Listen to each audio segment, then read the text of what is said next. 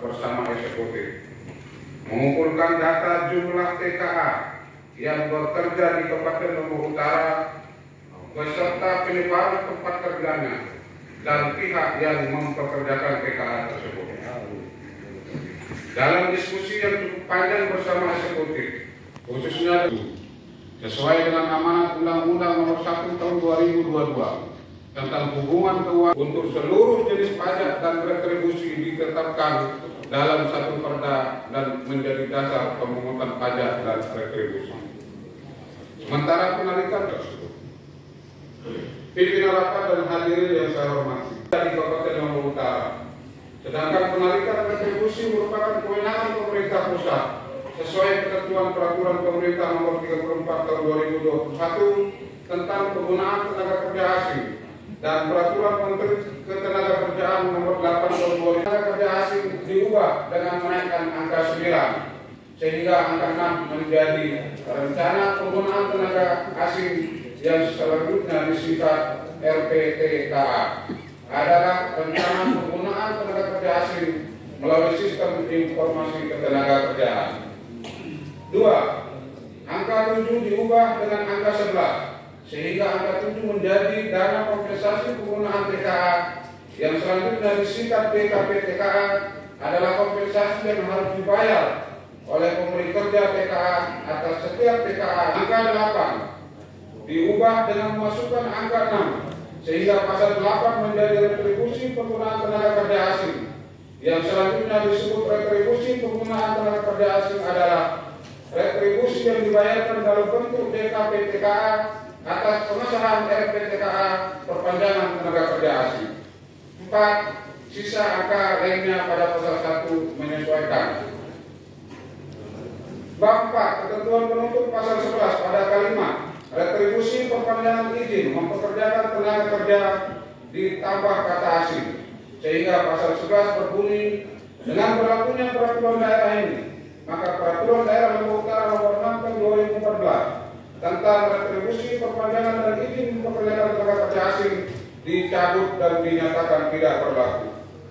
Pimpinan sidang dan hadirin, melalui rangkaian rapat yang panjang, maka Pansus menetapkan menyetujui perda retribusi penggunaan tenaga kerja asing untuk ditetapkan menjadi peraturan daerah Kabupaten Lombok Utara dan setuju perda retribusi penggunaan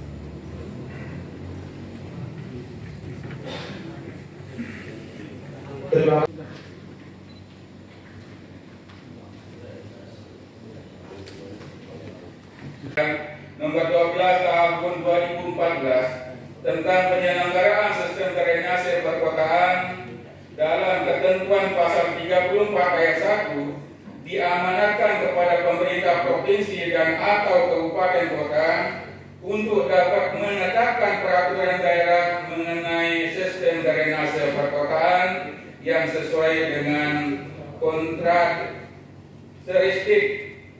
karakteristik kewilayahan masing-masing.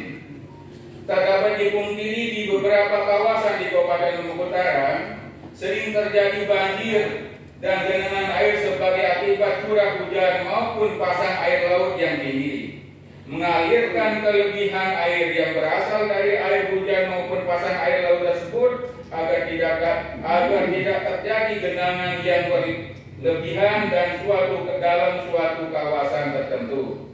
Perlu dibuat suatu sistem pengeringan dan pengaliran air yang baik dalam membentuk regulasi mengenai penanganan dan pengelolaan yang terencana dan terpadu melalui penyelenggaraan sistem drainase perkotaan.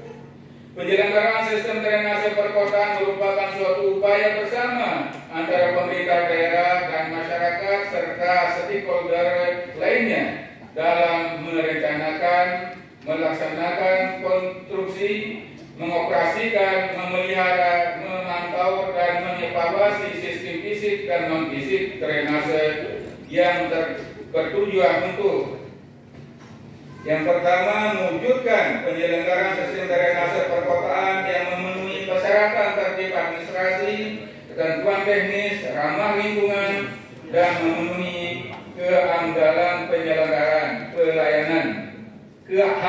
pelayanan. Yang dua, menciptakan lingkungan pemukiman yang sehat, bebas genangan, dan ketiga, meningkatkan konservasi pendayagunaan dan pengendalian air.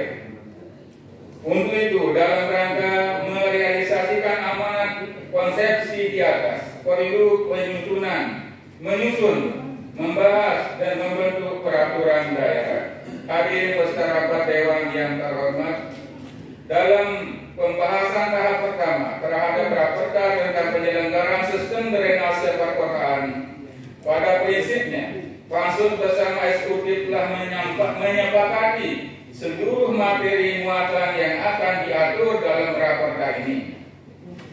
Namun terhadap beberapa hal, baik itu menyangkut bab, pasal-pasal, dan kalimat mengalami perubahan sebagai hasil kesepakatan bersama. Adapun hal-hal yang mengalami perubahan tersebut adalah sebagai berikut. Yang pertama, dasar hukum mengingat mesti disesuaikan urutan tahun diterbitkannya peraturan perundang-undangan yang dijadikan acuan. Yang kedua, pada bab pertama ketentuan umum pasal 1 angka 6, kata penyelenggaraan diubah menjadi penyelenggara dengan pengertian yang tidak berubah. 3. Pada bab 2 pasal 2 yang semula 7 asas ditambah asas kepastian hukum sehingga menjadi 8 asas-asas. Yang keempat, pada pasal 3 ayat 2 yang semula 3 poin ditambah 1 poin huruf D yang berbunyi D. Pengertiannya dalam ketentuan umum oleh dinas kepada bupati paling sedikit pembahasan APBD murni dan APBD perubahan sehingga laporan dalam setahun. 7. Pada pasal 29 ayat 1 perlu